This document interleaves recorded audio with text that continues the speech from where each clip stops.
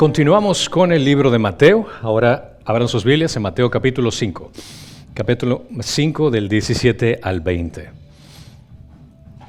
Al seguir lo que Mateo estaba escribiendo, ciertamente después de que la multitud escuchó la descripción de nuestro Señor sobre el tipo de persona que Dios bendice, la descripción del Sermón del Monte de las Beatitudes, se dijeron a sí mismos, pero nunca podríamos alcanzar este tipo de carácter cuando ellos pensaban, cuando los que estaban escuchando acerca de que se está hablando del tipo de persona que Jesús estaba describiendo, que ellos tal vez no podían entender, pero en realidad nosotros ahora comprendemos que se trataba acerca de la descripción de cristianos al nacer nuevamente.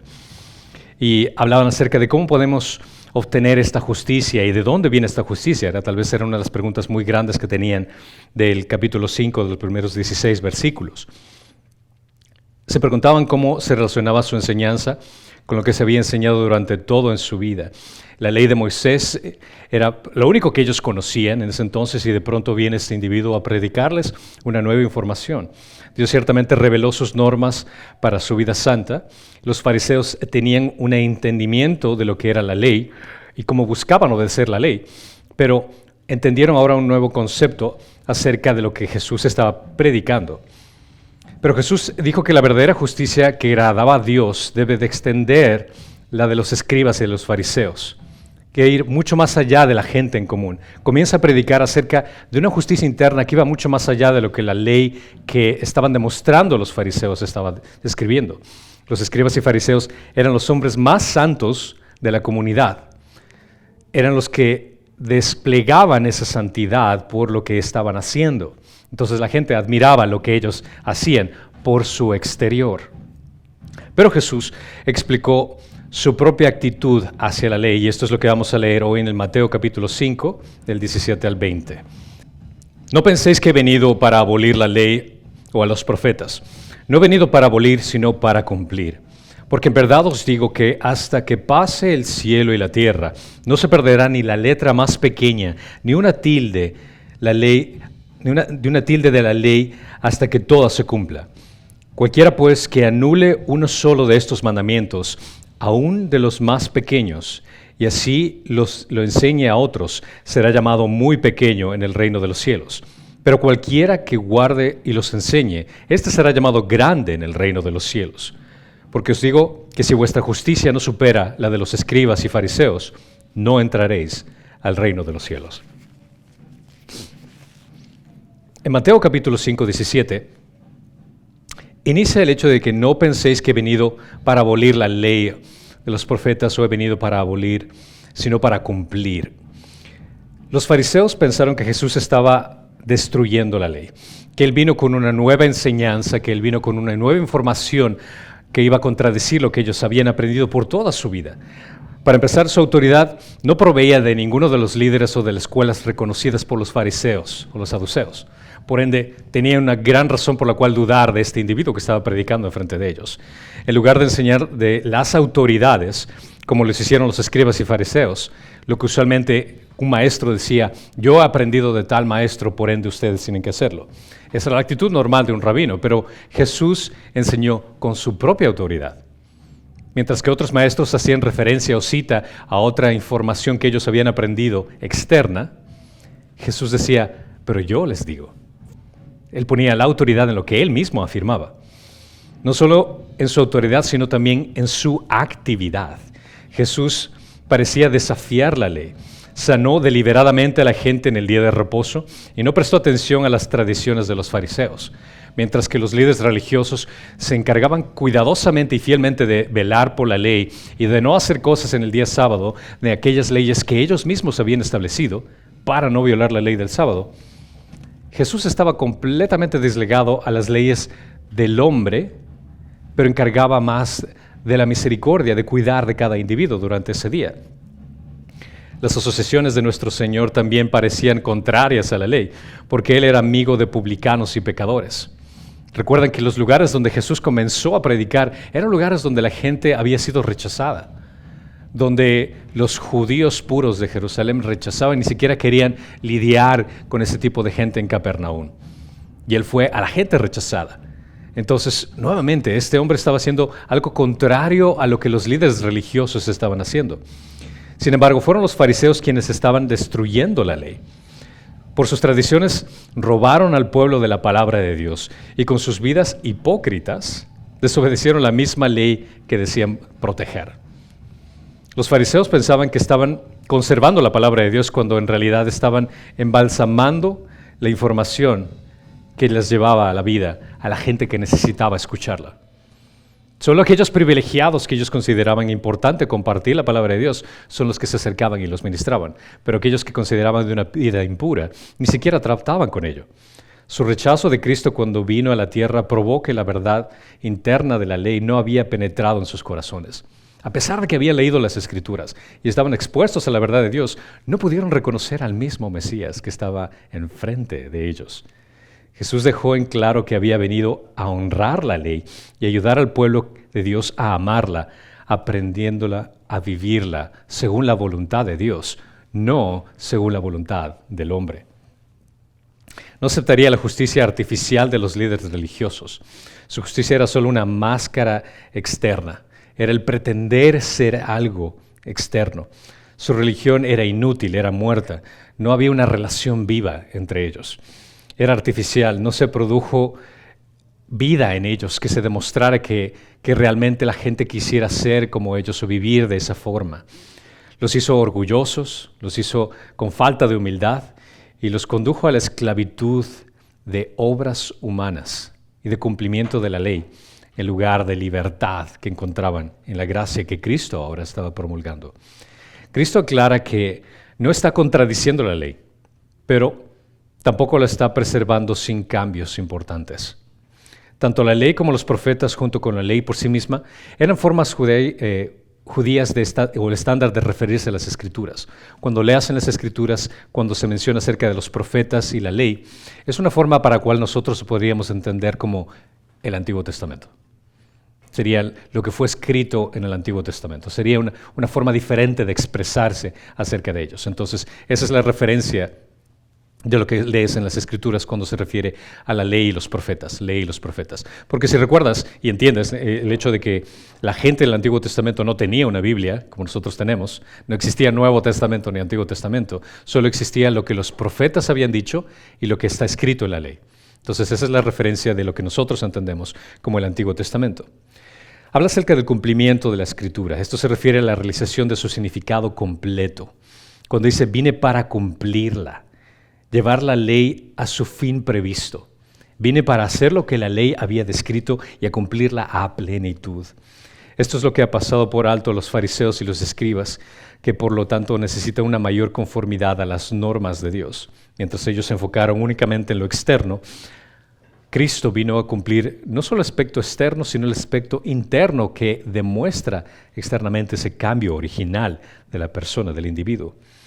Es inadecuado decir que de que nada del Antiguo Testamento se aplica a menos que se refiere explícitamente en el Nuevo Testamento, o que todo el Antiguo Testamento aplica a menos de que se revoque en el Nuevo Testamento.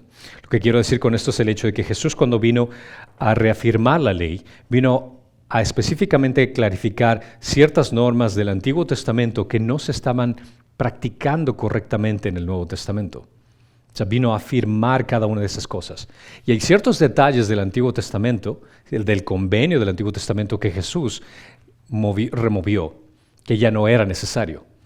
Un claro ejemplo de eso es el hecho de que el Antiguo Testamento, el pueblo de Israel había recibido la ley de que tenían que hacer sacrificios de animales para cubrir los pecados, lo cual en el nuevo convenio ya no es necesario. Porque el sacrificio de un animal, el derramamiento de sangre, ya no solo era solo para cubrir los pecados, pero el sacrificio del Cordero de Dios no solo cubría los pecados, los removía, los eliminaba por completo. Entonces, Jesús vino a establecer ciertas normas del Antiguo Testamento que se reafirmaron en el Nuevo Testamento, fueron a ser completas en el Nuevo Testamento, pero otras cosas que se practicaban en el Antiguo Testamento fueron removidas por completo en el Nuevo Testamento, con Jesús estando presente. Todo el Antiguo Testamento sigue siendo normativo y relevante para los seguidores de Jesús. Y hay mucha información que podemos aprender del Antiguo Testamento que Jesús cumplió en plenitud del Nuevo Testamento que todavía podamos aprender de ello. Claramente, 2 de Timoteo 3:16 menciona, toda escritura es inspirada por Dios y útil para enseñar, para reprender, para corregir y para instruir en justicia. Pero nada puede interpretarse correctamente hasta cuando uno entienda cómo se ha cumplido en Cristo. El leer la Biblia apropiadamente cuando se trata del Antiguo Testamento tiene que ser con la perspectiva de Cristo dentro del entendimiento de toda la Biblia. Cada texto del Antiguo Testamento debe ser visto a la luz de la persona y el ministerio de Jesús y los cambios introducidos en el nuevo pacto que Él inauguró. Ahora, esto trae a una pregunta que vale la pena aprender y viene en contexto de lo que se está mencionando aquí, acerca de este tema teológico que tal vez tú lo has hecho, pero no te has dado cuenta que estás aplicando este principio teológico, que es la hermenéutica. ¿Cuántos de ustedes han escuchado este término, hermenéutica? Hermenéutica es una herramienta que nosotros y cada uno de nosotros lo hacemos sin entender que estábamos haciendo esto. Hermenéutica viene a ser específicamente una interpretación real de las Escrituras, es decir, nuestra forma en cómo analizamos la palabra de Dios. Muchas personas, igualmente cuando vas a ver en diferentes iglesias, pastores, utilizan un tipo de hermenéutica en el cual te das cuenta si están utilizando la palabra de Dios adecuadamente o equivocada. Para poder hacer este análisis, puedes evaluar si es que la persona está haciendo un estudio exegesis o un estudio eisegesis. Hay una gran diferencia entre las dos. Exegesis, y para que sea más fácil de entender, recuerda Éxodo, que estaban saliendo de Egipto, sacándolos de Egipto. Entonces, cuando hago un estudio exegesis, significa que tú estás leyendo las Escrituras y estás tomando la información tal y como está en las Escrituras. Estás sacando la información que se encuentra ahí. Esa sería una interpretación, una hermenéutica apropiada. El poder leer lo que dicen las Escrituras y de lo que dice ahí. Lo que lamentablemente hay algunos pastores e iglesias que hacen es el hecho que utilizan una hermenéutica que es eisegesis. Eisegesis viene a ser lo contrario. Eisegesis viene a ser es que yo tengo un concepto, una idea, y la busco dentro de las Escrituras. Yo vengo con una agenda que quiero poner dentro de la Biblia. Esa sería una hermenéutica equivocada. ¿Por qué? Porque así es donde muchos pastores vienen a traer una idea que les conviene a ellos para ponerla y buscar versículos únicamente que concuerden con su propia idea, en lugar de sacar lo que dice la palabra de Dios tal y como es y presentársela a la congregación tal y como es. Eisegesis viene a ser muy común en aquellos pastores que predican en forma de temas, de tópicos, que tienen una idea, quiero predicar esta idea específicamente y voy a rebuscar en la Biblia ciertos versículos sin analizar el contexto de lo que está diciendo para poder probar mi punto. Entonces ese sería un ejemplo de una hermenéutica equivocada, eisegesis. Pero la exegesis consiste en la interpretación real de la Biblia, la extracción de su significado. Mientras que la hermenéutica establece los principios de los cuales se practica exegesis, en realidad cada intérprete de la Biblia tiene un sistema de hermenéutica, ya sea consciente o inconscientemente, tú tienes un sistema de hermenéutica cuando tú lees la Biblia. Quieras o no, estás aplicando un tema de hermenéutica. Tal vez nunca habías conocido ese tema de hermenéutica, pero tú estás aplicándola cada vez que lees la Biblia. A medida que uno practica su exegesis, la forma como interpretas el texto de lo que dice ahí, revela tu hermenéutica. Aunque probablemente la mayoría de los intérpretes nunca sistematizaron su hermenéutica, es decir, nunca pusiste una categoría de que esta es la forma en la cual yo estoy leyendo la Biblia. Tienes tú una forma que ya sea buena o mala, es importante establecer una lectura apropiada para que tengas un buen comportamiento de cómo leer la Biblia apropiadamente. Entonces la hermenéutica cumple un propósito importante, ya que obliga a que cada uno examine la base de la exegesis y la consistencia de sus prácticas interpretativas. Cuando la hermenéutica es el estudio de los principios de interpretación, existen ciertos tipos de elementos, hay varios sistemas que la gente inconscientemente lo hace.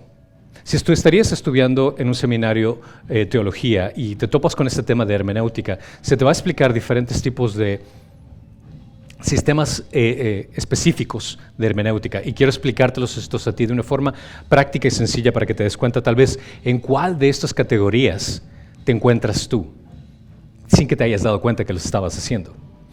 El primero es el hecho de estos sistemas de hermenéuticos, es la hermenéutica alegórica, es decir, tienes una interpretación alegórica cuando lees la Biblia. Las palabras reales entonces no se entienden en su sentido, sino más bien toman un sentido simbólico. Hay gente que lee la Biblia y la lee como si fuera algo simbólico, lo que resulta en un significado diferente del texto, un significado que en el sentido más estricto el texto nunca pretendió transmitir. Comienzas a alegorizar cada una de las cosas que estás leyendo, como que si fuera un simbolismo. Si se usa constantemente la hermenéutica alegórica, reducirás a la Biblia como un libro casi de ficción. Entonces, el leerla, tener una hermenéutica alegórica, vendría a ser como que si es que estuvieras transformando la Biblia, como que si estuvieras leyendo el libro de Harry Potter. Porque todo lo que estás leyendo, tú lo estás analizando como que es alegórico, como es una ilustración nada más. No fue real, no fueron personas reales, sino que estoy imaginándome que esto fue la idea que el autor quería decir utilizando ideas simbólicas. Entonces, el significado de las normas de la palabra sería irrelevante y sería reemplazado por cualquier significado que el intérprete le dé a los símbolos. Cualquier persona que lea la Biblia de forma alegórica podría darle el significado que uno quiera, porque, nuevamente, vienen a ser solo símbolos. Los evangélicos que usan este sistema lo hacen generalmente en el área de la profecía, mientras que usan la hermenéutica normal o literal en otras áreas de interpretación bíblica. Hay pocos cristianos, al menos, que lean las escrituras adecuadamente, que utilicen este tipo de hermenéutica. Si tú tienes este tipo de hermenéutica, entonces déjame decirte que tienes que adecuar mejor tu forma de lectura, porque lo que dicen las escrituras tienes que analizar dependiendo del contexto. Por ejemplo, si leemos el libro de Apocalipsis, ahí es donde se demuestran muchos símbolos.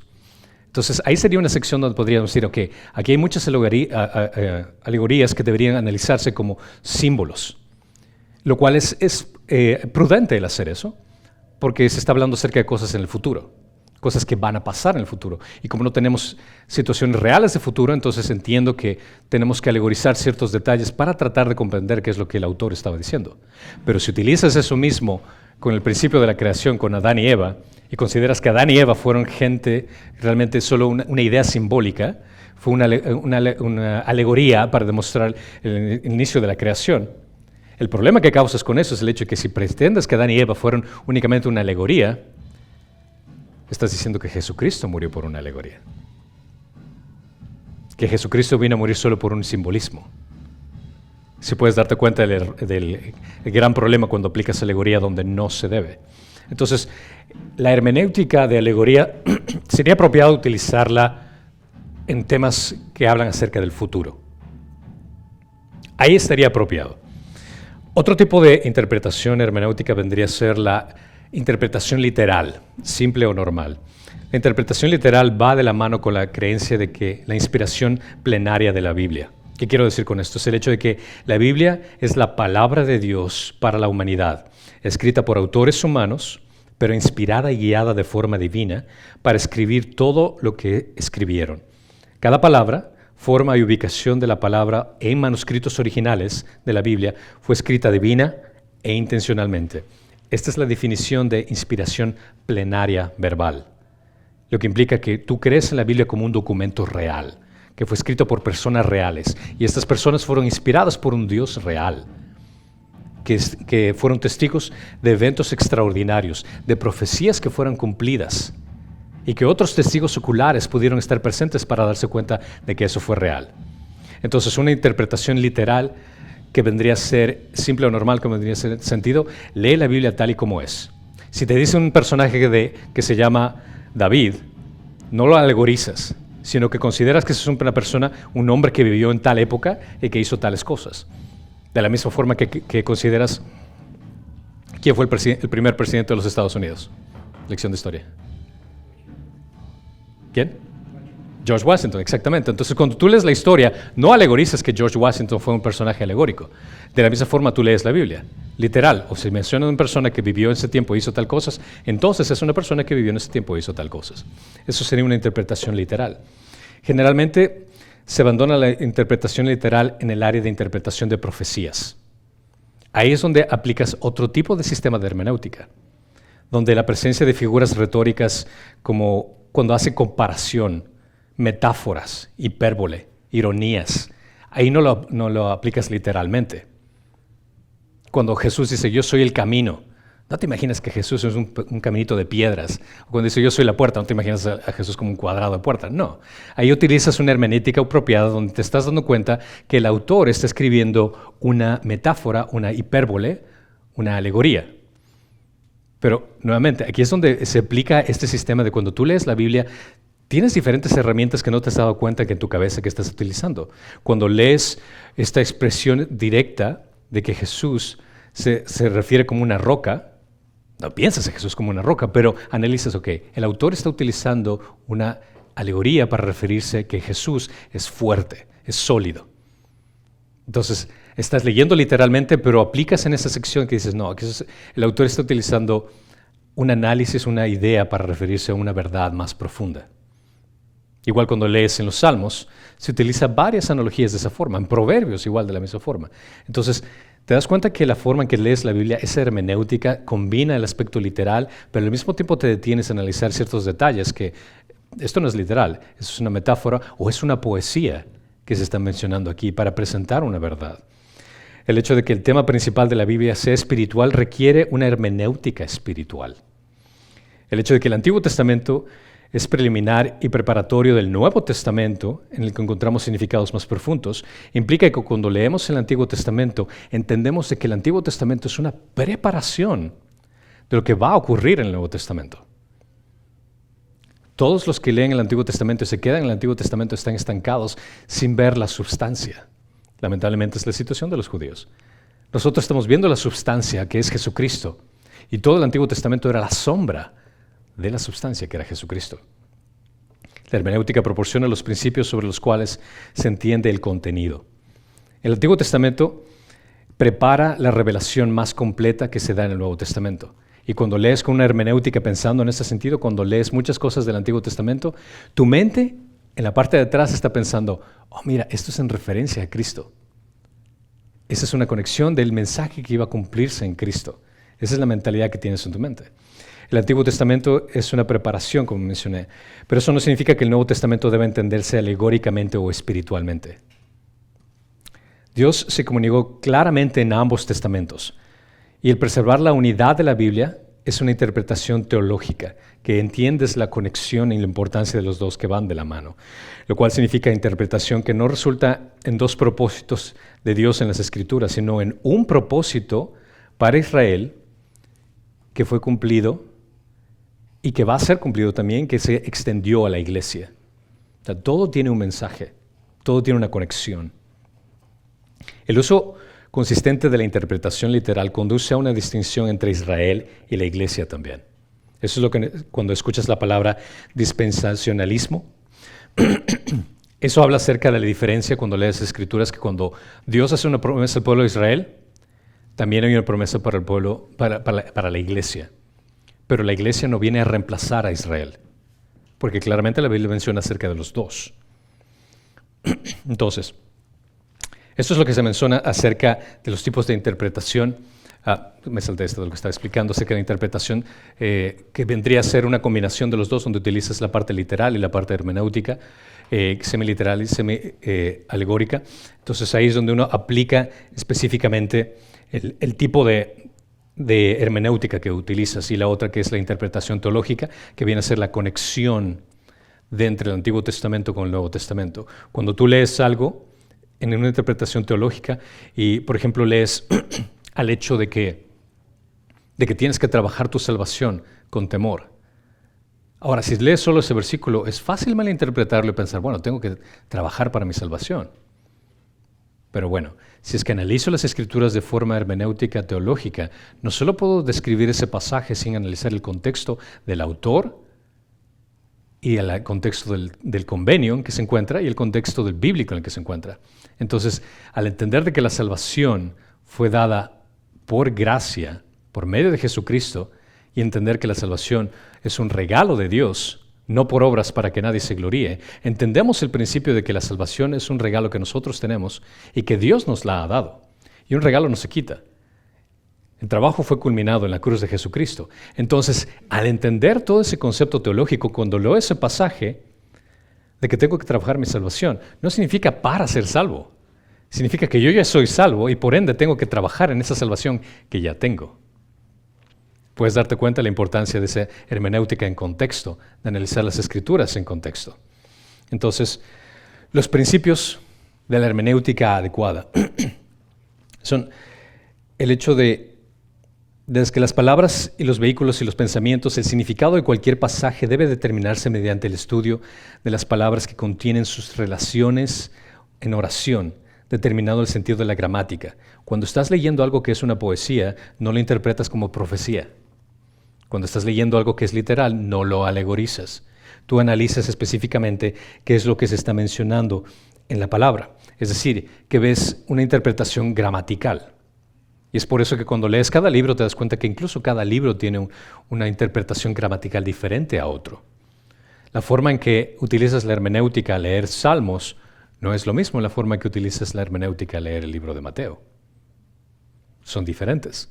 La intención es diferente.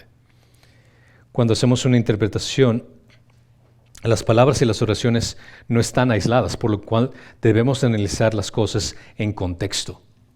Siempre analiza el contexto de lo que se está leyendo. Nunca tomes un versículo fuera de contexto. Un texto fuera de contexto se convierte en un pretexto para hacer decir a la gente lo que quieran. Y eso es algo muy común que mal llamados pastores tienden a hacer. Toman un versículo y tienden a cargar a la gente con información equivocada. Por ejemplo, el típico es en Malaquías, el Antiguo Testamento, dice que tienes que traer a tu diezmo o si no estás robando a Dios. Y lo lees literalmente y dices, bueno, sí, es verdad, la Biblia dice que tengo que traer mi diezmo, y si no traigo mi diezmo estoy robando a Dios. Pero ¿cuál es el problema de leer ese pasaje? ¿En dónde se encuentra ese pasaje en primer lugar? En el Antiguo Convenio. ¿Estamos nosotros en el Antiguo Convenio? No. Ok, encima de eso, cuando se mencionó ese pasaje, el autor estaba hablando específicamente al pueblo de Israel que tenían un templo donde traían su diezmo para dar a la tribu de Leví para que mantengan ese templo para mantener los sacrificios. Mi pregunta hoy, ¿tenemos un templo hoy? No existe un templo hoy. No existe ese sistema de sacrificios en la actualidad que utilizaba el pueblo de Israel. Por ende, si es que yo utilizo ese pasaje para mencionar a la gente que tiene que dar su diezmo, estoy teniendo una hermenéutica muy equivocada. Porque estoy yo trayendo una idea de que quiero que tú des dinero, por ende voy a tomar el texto, lo voy a tergiversar, sacarlo de contexto para hacer que tú hagas algo que las Escrituras no te dicen que hagas. ¿Ves la importancia de una hermenéutica apropiada? Analizar todo lo que dice el contexto también. No podemos decir que los autores humanos de las Escrituras siempre entendieron todas las implicaciones en sus propias parábolas. Porque cuando el autor está escribiendo acerca de una profecía que se cumplió en el Nuevo Testamento, Isaías, por ejemplo, es muy probable que Isaías, cuando estaba escribiendo, ni siquiera se estaba dando cuenta que se estaba refiriendo al Mesías, por dar una ilustración. O cualquiera de los profetas, cuando estaba escribiendo la situación que estaban experimentando, que ni siquiera se daban cuenta que era una profecía para el Mesías. Pero cuando analizamos, comparamos la Escritura con Escritura, podemos descubrir la intención más completa que el autor divino tenía en mente. Esto es imperativo reconocer la relación que fue dada progresivamente. Por ende, las Escrituras se tienen que comparar con las Escrituras y entender que reconocer que existe una progresividad en la revelación de la palabra de Dios. Lo que Dios reveló como obligatorio en un momento puede ser rescindido en otro, es decir, puede ser cambiado o removido en otro, como la prohibición de comer carne de cerdo y las otras carnes impuras, una vez que era establecido para el pueblo de Dios en ese tiempo. Ahora en la actualidad ya no necesitamos seguir eso. Así que cualquiera que quiera invitarme una carnita tacos de carnitas son más que bienvenidos. Adelante. Entonces, puedes ver el hecho de analizar este contexto primordialmente los principios de hermenéutica, que es, primero tienes que interpretar gramaticalmente. Si estás leyendo una poesía, interprétala como poesía, no lo puedes interpretar como profecía. Si estás leyendo un texto, siempre analiza el contexto para que te dé una mejor claridad. Siempre que te haga alguien una pregunta acerca de un versículo, en mi experiencia personal, cada vez que hacen una pregunta acerca de un pasaje que es difícil de entender, digo, perfecto, dime en qué parte de la Biblia se encuentra. Me dicen tal lugar. Ok, déjame leer el contexto. Y casi siempre el contexto te da la respuesta del inconveniente que tiene. El problema es que la gente solo toma un versículo y se crea nuevamente por el error de eisegesis. Yo tengo una idea y encontré este versículo que apoya mi idea. No me interesa lo que diga alrededor, pero porque mi idea quiero que perdure, solo voy a tergiversar este versículo fuera de contexto para demostrarte lo que quiero. Y eso está mal. Si interpretas la Biblia de esta forma, déjame decirte que te estás asimilando a un personaje bíblico que solía tomar las escrituras fuera de contexto por su conveniencia, y no creo que quieras asemejarte a Satanás. Entonces, contexto es muy importante. Compara las escrituras con las escrituras.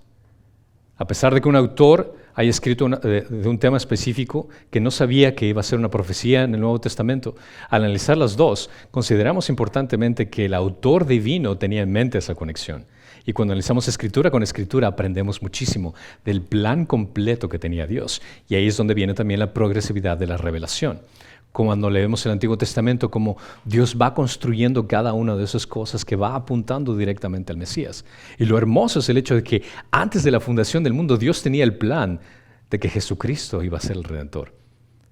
Antes de que Adán y Eva tocaran un pie en la tierra, Dios sabía lo que iba a pasar. Y aún así, permitió que todo ocurra para honor y gloria de Dios. Y Dios permitió que incluso caigan en pecado, de que el pecado entre en el mundo, después de escoger un pueblo elegido, y sabía que ellos iban a fallar, pero a partir de ellos iba a establecer una norma de sacrificios que iban a apuntar al sacrificio final, que es el Cordero inmolado, que iba a permitir el perdón de los pecados para el resto de la humanidad. Y esto todavía continúa, porque todavía estamos viviendo en este mundo y su revelación no termina hasta cuando Él venga, y venga por su pueblo, en su segunda venida. Y tenemos toda una eternidad para solo regresar a ver todo este plan maravilloso que Él ha hecho y asombrarnos de gran manera. Entonces, lo que escribieron los escritores bíblicos fue infalible. El trabajo de todos los intérpretes es falible. Lo que los autores escribieron no tiene error. Nuestra interpretación para tratar de entender cuál fue la razón original por la cual escribieron, nosotros podemos caer en error. Esa es una gran diferencia. Cuando el autor tuvo una idea en mente para escribir a un grupo específico de personas, lo hizo con una interpretación exclusiva. Nuestro trabajo en hermenéutica es tratar de descubrir cuál es esa razón que el autor tuvo para escribirla. Y existe muchas veces como nosotros, seres humanos, fallamos en tratar de encontrar esa interpretación. Entonces, a eso es lo que me refiero, el hecho de que los autores son infalibles, pero nosotros al interpretarlo podemos fallar. Debemos de tener esa conciencia. Dios nos dio su palabra para comunicar, no para confundir. Debemos de tratar de entender claramente esta comunicación, porque es la forma normal en que los seres humanos se comunican. Dios nos dio la forma de palabras, idiomas, entendimiento, lógica, para poder comprender el mensaje que Dios había establecido. Nuestro trabajo se trata acerca de llegar a entender por medio de aprendiendo qué es una idea de metáfora, que es una hipérbole, que es tal vez una exageración, para poder comprender ciertos detalles cuando leemos en la Biblia. Cuando leemos acerca de qué significa una poesía, entendemos que existe una diferencia con una narrativa, que existe una diferencia con profecía, y al aprender cada uno de estos detalles podemos entender mucho mejor lo que estamos leyendo. Bueno, todo esto era para tratar de explicar mucho mejor el punto principal acerca de lo que Jesús está hablando aquí. Porque Él vino a cumplir la ley. Eso es lo que Él dijo, vino a cumplir la ley. Jesucristo cumplió la ley de Dios en cada área de su vida. Él la cumplió en su nacimiento porque Él fue hecho bajo la ley. En Gálatas 4:4 menciona, pero cuando vino la plenitud del tiempo, Dios envió a su Hijo nacido de mujer, nacido bajo la ley. Jesús aquí está explicando que Él vino a través de una tradición de la ley que la cumplió a plenitud. Todos los rituales prescritos para un niño judío fueron realizados en él por sus padres. Eso fue establecido en el libro de Levíticos y él vino parte de la ley y cumplió parte de esas normas de la ley. Ciertamente cumplió la ley en su vida, pero nadie jamás pudo acusarlo de pecado, porque él no cometió ningún pecado. Si bien no se sometió a las tradiciones de los escribas y fariseos, siempre hizo lo que Dios había ordenado en su ley. A él no le interesaba el cumplir la ley hecha por los hombres. A él le interesaba cumplir la ley que había Dios establecido desde el principio. El padre estaba muy complacido con su hijo. Y esto lo leímos cuando pasó en el bautizo, en Mateo 3:17. Este es mi hijo amado, en quien me complazco. Claramente lo dijo. Jesús también cumplió la ley en su enseñanza. Fue esto lo que puso en conflicto con los líderes religiosos, lo que él estaba enseñando. Primero porque estaba enseñando con su autoridad y estaba yéndose en contra de las leyes humanas que los fariseos y los saduceos habían enseñado. Cuando comenzó su ministerio, Jesús encontró la palabra viva de Dios incrustada en las tradiciones e interpretaciones hechas por el hombre. Es decir, que dentro del contexto de la ley sabían que tenían que hacer lo correcto que Dios había establecido, pero al traer tantas cosas hechas por el hombre para tratar de evitar quebrantar la ley de Dios, comenzaron a enfatizarse más en velar por la ley del hombre que velar por la ley de Dios. Y ese fue un gran error. Pero fue en su muerte y resurrección que Jesús cumplió especialmente la ley que cargó con la maldición de la ley. En Gálatas 3:13 se menciona: Cristo nos redimió de la maldición de la ley, habiéndose hecho maldición por nosotros, porque escrito está: maldito todo el que cuelga de un madero. Conexión del Antiguo Testamento que se aplicó nuevamente en él. Él cumplió los tipos y ceremonias del Antiguo Testamento para que ya no se requieran del pueblo de Dios que los cumpla. Él ya lo hizo todo. Dejó a un lado el antiguo pacto e introdujo un nuevo pacto. Jesús no estaba dando una nueva ley ni modificando la antigua, sino más bien explicando el verdadero significado y el contenido moral de la ley que había dado Moisés, que se aplicó en él para cumplirla por completo y se refleja por el resto del Nuevo Testamento. Cuando Jesús murió, rasgó el velo del templo y se abrió el camino al lugar santísimo. El velo tiene sentido por el hecho de que nadie podía estar en presencia de Dios, pero cuando entendemos que Jesús vino a cumplir la ley de la perfección, de limpiar los pecados, ahora entendemos que al cumplir esa ley, cualquier persona tiene acceso directo a Dios Padre, por el trabajo culminado que había hecho Jesucristo. Vino a cumplir la ley. En Efesios 2:11-13 menciona: recordad pues en otro tiempo vosotros los gentiles en la carne, llamados sin circuncisión, por la tal llamada circuncisión, hecha por manos de la carne. Recordad que en ese tiempo estabais separados de Cristo, excluidos de la ciudadanía de Israel, extraños a los pactos de las promesas, sin tener esperanza y sin Dios en el mundo. Pero ahora, en Cristo Jesús, vosotros, que en otro tiempo estabais lejos, habéis sido acercados por la sangre de Cristo. Si es que alguien lee en el Nuevo Testamento la sangre de Cristo, seamos honestos, va a sonar medio grotesco. Sangre de Cristo, ¿por qué tiene que derramar sangre? Suena medio raro. Pero cuando tú entiendes el contexto del Antiguo Testamento y el porqué de la sangre, ok, ahora tiene más sentido el porqué de la sangre.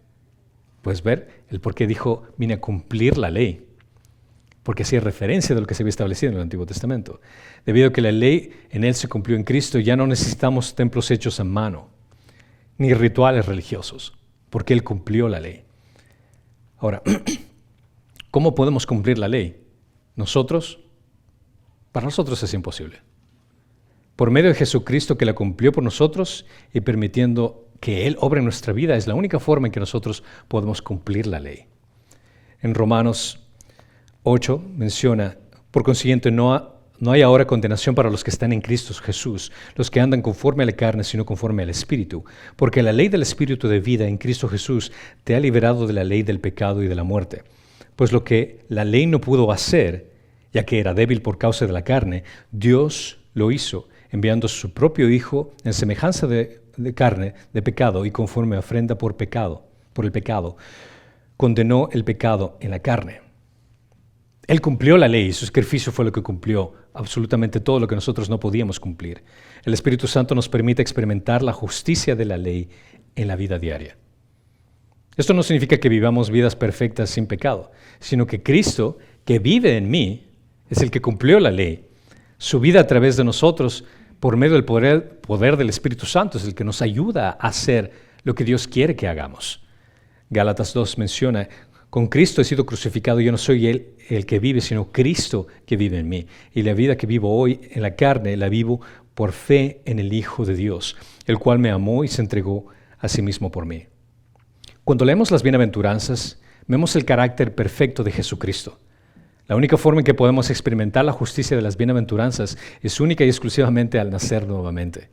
Esa naturaleza que Dios nos da es a través del poder de Cristo. Es por ende que el mensaje que podemos leer el día de hoy viene a ser que el cumplimiento de toda la ley por el Mesías nos otorga la confianza de tener su justicia acreditada a nosotros para ser aceptables al reino de Dios.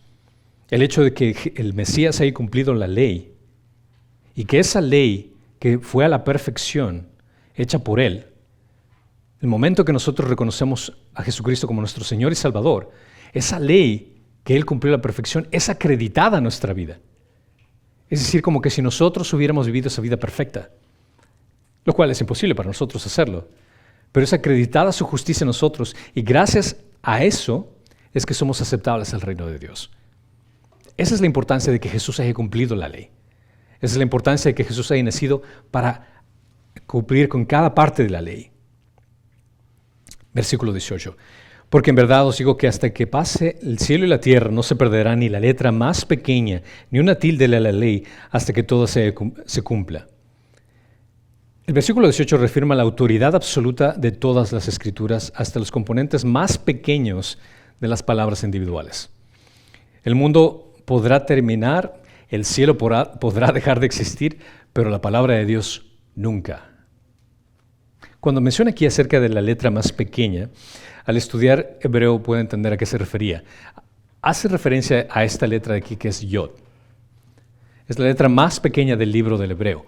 O incluso existen otras ideas, el hecho de que se puede hacer, que Jesús se haya referido a la esquina de la letra Dalet, que usualmente se confunde con la letra Resh.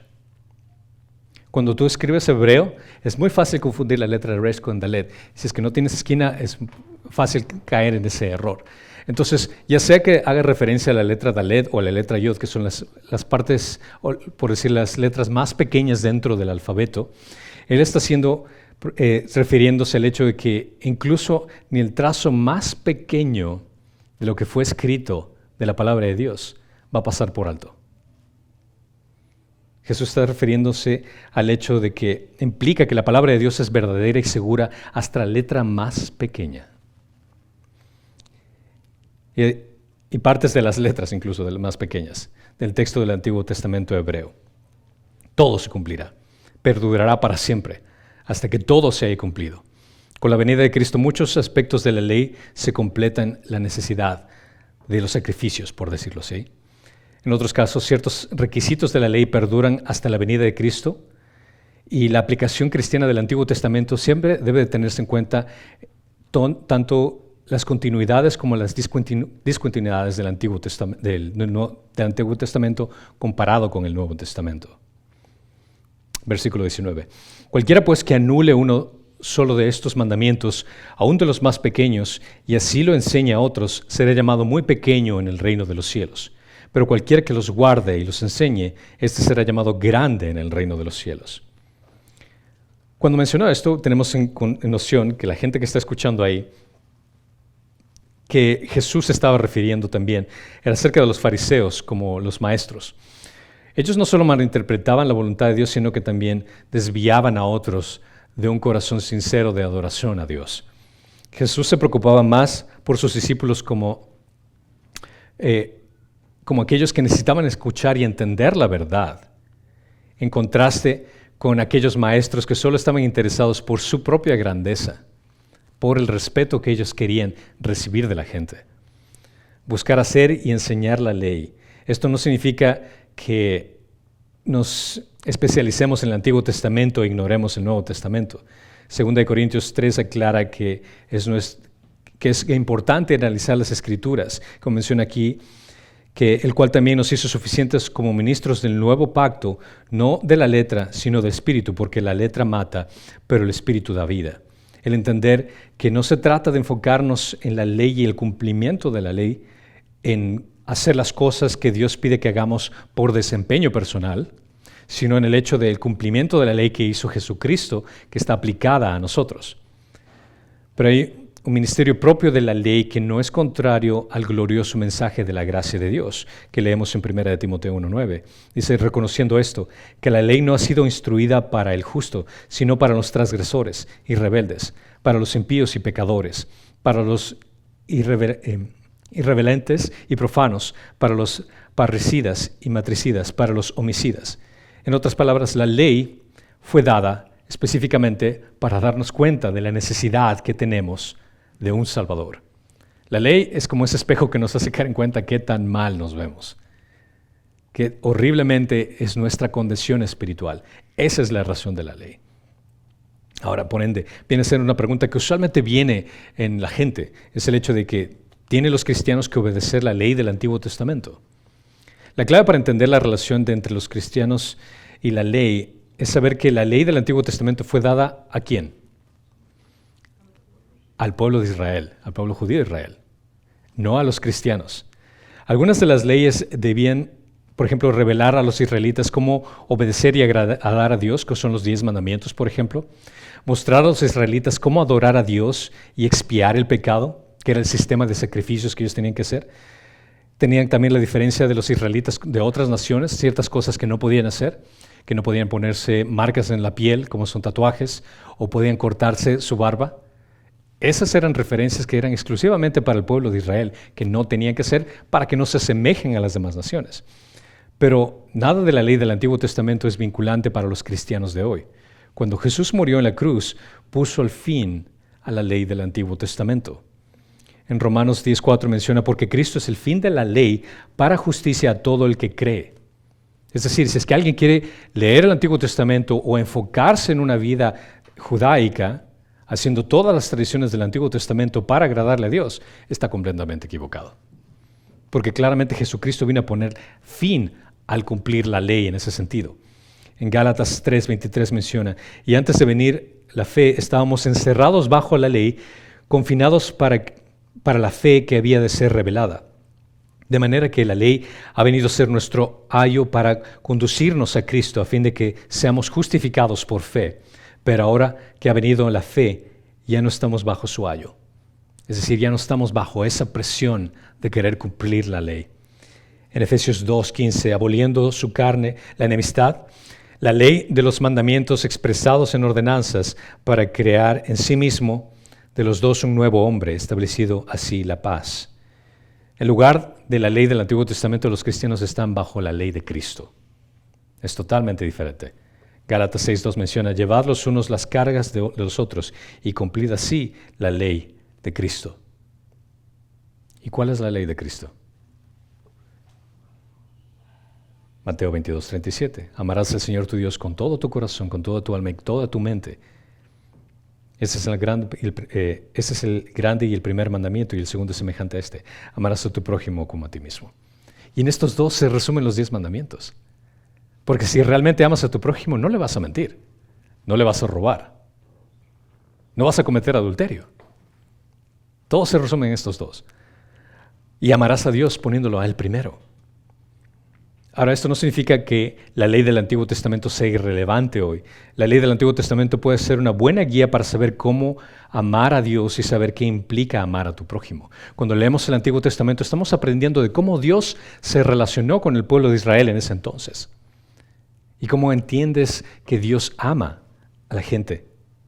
Dios nunca tuvo la intención de que la ley del Antiguo Testamento fuera la ley universal para todas las personas en todos los tiempos. Fue única y exclusivamente para el pueblo de Israel. Y es ahí donde entendemos el hecho de que cuando Jesús cumplió la ley como Mesías, nos otorga esa confianza de tener esa justicia acreditada para ser aceptables en el reino de los cielos. Jesús quiere que sepamos más de la justicia de Dios, la obedezcamos y compartamos con los demás. La ley moral de Dios no ha cambiado, sigue siendo la misma. 9 de los 10 mandamientos se repiten en el Nuevo Testamento. Los vas a encontrar, excepto uno, lo cual es la excepción del sábado, que fue dado exclusivamente como señal para Israel. Si es que algunas personas te preguntan, ustedes no respetan el sábado como día especial, ustedes no descansan el sábado para honrar al Señor, pues la respuesta es decirles, ¿sabes qué? Sí, nosotros tenemos el sábado para descansar al Señor y el domingo. y el lunes, y el martes, y el miércoles, y el jueves y el viernes. ¿Por qué? Porque nosotros descansamos cada día en Cristo, por lo que Él hizo por nosotros. No obedecemos una ley externa por miedo. No, los creyentes obedecemos una ley interna por amor. Cuando leemos Escrituras y nos dice, no mientas, no es el hecho de que dejamos de mentir por el hecho de que si es que mentimos nos vamos a ir al infierno, sino por el hecho de que Dios nos amó tanto, que dio su vida por nosotros, que la forma en que tenemos para amarlo de regreso, y Él nos dice, quiero que no mientas. Perfecto, Señor. Voy a dejar de mentir para demostrarte lo agradecido que estoy por lo que tú hiciste por mí, y para amarte haciendo lo que tú me pides que hagas, no porque tengo que hacerlo, sino porque quiero hacerlo. El Espíritu Santo nos enseña la palabra y nos capacita para poder obedecerlo. Y eso es lo hermoso, es el hecho de que Dios no solo te dice, haz esto por amor, sino que Dios te capacita para poder hacerlo con la presencia del Espíritu Santo en ti. El pecado sigue siendo pecado y Dios todavía castiga el pecado. De hecho, nosotros en esta era actual somos más responsables porque se nos ha enseñado y se nos ha dado más que el pueblo de Israel. Porque el pueblo de Israel tenía una información limitada. Nosotros tenemos toda la información. Determina el rango en el que el reino de los cielos es esa prerrogativa eternamente de Dios. Jesús declara que el que tendrá baja estima a aquellos que tienen de baja estima su palabra. No hay impunidad para los creyentes que desobedecen, desacreditan o menosprecian la ley de Dios. En 2 Corintios 5:10 menciona, porque todos nosotros debemos compadecer ante el tribunal de Cristo, para que cada uno sea recompensado por sus hechos, estando en el cuerpo, de acuerdo con lo que hizo, sea bueno o sea malo. Jesús no se refiere a la pérdida de la salvación cuando menciona este pasaje que leímos. Es claro por el hecho de que aunque los ofensores sean llamados muy pequeños, todavía dice que están en el reino de los cielos. Aún están incluidos en el reino de los cielos. El resultado positivo es que cualquiera que guarde y enseñe la palabra de Dios, ese será llamado grande en el reino de los cielos. Y gracias al hecho de que tenemos esa justicia acreditada, que podemos tener esa confianza de compartir la verdad o no. Aprendemos lo que se nos enseña. Para terminar, versículo 20. Porque os digo que si vuestra justicia no supera a los escribas y fariseos, no entraréis en el reino de los cielos. Aquí menciona a los fariseos nuevamente y los escribas precisamente porque era un modelo de mayor rectitud imaginable dentro del judaísmo. Si Jesús quería apuntar a un grupo de personas o a un ejemplo que la gente pueda ver de una persona buena, los fariseos y los escribas eran ese modelo. Aquí no cuestiona su intención escrupulosa a la ley, pero simplemente observa que con la llegada de una nueva era se requiere más para estar en comunión con Dios que la conformidad con su voluntad. La gente debe seguir a Jesús en el discipulado, lo que en su mayor parte estos líderes judíos se niegan a hacer. Los escribas y fariseos eran enemigos de Cristo en su doctrina y eran grandes opresores. Sin embargo, debe reconocerse que había algo encomendable en ellos. Estaban muchos en ayuno y en oración y en dar limosnas, eran puntuales en la observación de las citas ceremoniales, se ocupaban de enseñar a los demás, tenían el interés en la gente que tenían enseñarles para poder ser hombres piadosos en ciertos sentidos. O sea, ellos venían a ser el mejor ejemplo que Jesús podía apuntar. Pero el estándar que les da a la gente que está escuchando es, tú ves a esa gente que tú admiras, para poder entrar al reino de los cielos, tienes que superarlos. ¿Puedes imaginar qué desmotivante hubiera sido para ti estar presente en ese? Decir, no, pero si es que ellos, que son lo mejor que existe, me dices que tengo que ser mejor que ellos. No, eso es imposible. Yo no puedo ser mejor que ellos. Pero el problema es el hecho de que ellos solo se preocupaban en el aspecto exterior. Pero debemos ser conscientes de una piedad interior. Y eso es lo que Jesús estaba predicando con las bienaventuranzas. Se iba a lo interno. Ellos apuntaban a la alabanza y ellos querían el aplauso de los hombres. Pero realmente Jesús estaba diciendo lo que interesa es el hecho de que apuntes a la aceptación de Dios. Estaban orgullosos de lo que hacían en la religión y confiaban en ello como su justicia. Pero nosotros debemos de negarnos a nosotros mismos y confiar únicamente en la justicia que Cristo nos da, que está acreditada a nosotros. Solo así podemos ir más allá de los escribas y fariseos. Por la justicia que fue acreditada a nosotros es que podemos estar en un estándar superior al de los fariseos y saduceos. No por nuestro desempeño personal. Y esto hay que enfatizar una y otra vez. No se trata de lo que tú hagas. Se trata de lo que Cristo hizo en tu lugar y lo que fue acreditado y entregado a ti, que te hace poner en una posición superior a la de ellos. Nuestra justicia es una justicia otorgada, que fue entregada. De ninguna parte sacamos la idea de que el ser siervo de Dios es lograr tus propias fuerzas y sacar tus propias credenciales. Jesús advierte a sus oyentes que el camino farisaico es el camino equivocado. Si van a entrar al reino de los cielos, deben hacerlo por un camino diferente. No dice que este punto, como el Mesías, producirá esta justicia en el pueblo, solo que debe de producirse. Es decir, los que estaban escuchando este mensaje se quedaron con una gran interrogante en su cabeza. Es decir, ¿cómo hacemos esto? Nosotros leemos en el pasado y vemos que la solución es Cristo, pero si tú estuvieras escuchando este mensaje, te quedas así como que, ¿y ahora qué hago?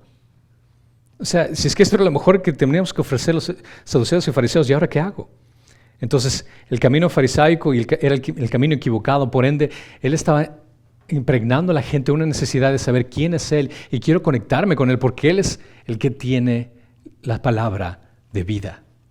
Si es que Él está diciendo el problema, Él va a presentar también la solución. La ley nunca pudo dar vida al hombre. Desde la caída requería obediencia perfecta y perpetua, o falta de la cual la condena era la única solución, la destrucción eterna. Por su inflexible severidad mostró a los hombres la necesidad de un Salvador. Así que preparó a esta gente al hecho de decirles que Él había llegado a cumplir la ley. Yo vine a cumplir la ley. Y ahora nosotros tenemos la bendición de entender el contexto completo. De que su justicia, el hecho de que Él cumplió la ley, cuando nosotros venimos ante Cristo con un corazón arrepentido y lo recibimos como nuestro Señor y Salvador, recibimos esa justicia acreditada a nuestra vida. Y es por eso que somos aceptables en el reino de Dios, gracias al trabajo culminado de Jesucristo en nosotros. Y en esto es donde nosotros descansamos, en Cristo. No en nuestro desempeño, no en el hecho de que nosotros podemos cumplir la ley, única y exclusivamente en Cristo. Así que el momento en que tú tengas un día malo, que piensas que todo te fue mal, se te ponchó la llanta, llegaste mal al trabajo, te pasó un accidente y te sientes de lo peor, o incluso trataste mal a tus hijos, lo que sea, y te sientes de lo peor, considera esto. Tu desempeño y todo lo que tú hiciste no va a determinar cuánto Dios te ama. Igual de la misma forma, si es que el siguiente día te levantas y lees tu Biblia a las 6 de la mañana, pasas orando 2 horas más y haces un devocional con el resto de tu familia y de pronto vas y compartes el Evangelio, quiero que entiendas que tu desempeño no va a determinar el hecho de que Dios te ame más. Es por el hecho de que Cristo que vive en ti, que tienes ese amor de Dios incondicional. Y ese es donde descansamos, al saber que nuestra garantía de entrar a los cielos es gracias a la justicia acreditada que fue de Jesucristo en nosotros. Y todo el honor y toda la gloria va para Él. Amén. Padre Santo, gracias, Señor, te damos por haber cumplido la ley por nosotros. Por el hecho de que nosotros no tenemos que sacrificarnos o hacer algo que es imposible para nosotros, que es cumplir con cada una de las normas que tú has establecido. Tú fuiste el sacrificio final. Y en esa cruz nosotros confiamos. Nuestra vida y alma y el bienestar de nuestro ser depende única y exclusivamente en lo que tú hiciste por nosotros. Gracias, Señor, te damos por tu amor incondicional y por saber que podemos amarte libremente y cumplir la ley libremente. No porque tengamos que hacerlo, sino porque es nuestro deleite el hacerlo. Por honor y gloria de tu nombre. En Cristo Jesús. Amén.